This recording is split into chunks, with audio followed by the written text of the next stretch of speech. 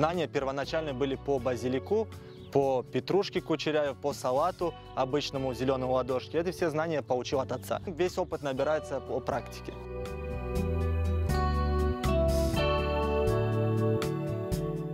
В 2015 году мы посадили базилик, несколько лет проработали, очень хороший сезон был, большой объем товара, но в теплицах есть такое понимание, как ротация, да, как смена культуры посадки.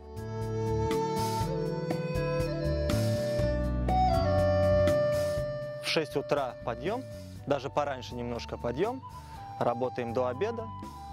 Ну, если это время ураза, то, конечно же, без всякого обеда. Если обычные дни, то обедаем, после обеда сразу выходим, продолжаем до самой темноты. Перерывов нет. Зелень, за ней необходим уход. Как иногда говорила моя жена, говорит, это твои, говорит, дети. Потому что выращиваешь их от самой семечки и до большого куста. Упустил один момент с поливом, пожалуйста, салат испортился, выбросил.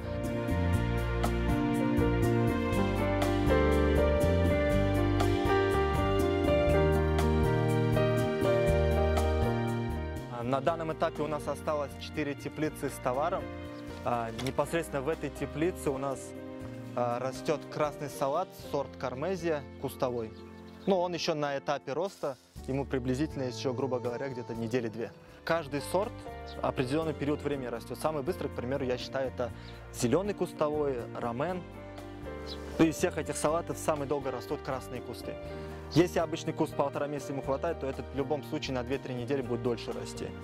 И растет, остальные салаты растут как? Они сразу приобретают форму и постепенно наполняются, а этот салат раскидывает большие крупные листья, и после месяца роста в теплицу он начинает уже заполняться.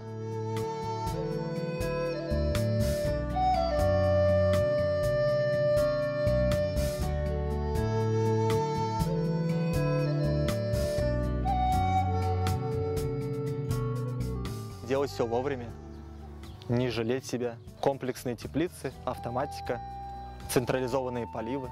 На данный момент это мечты, но это тоже когда-то все было мечтами, все к этому шло.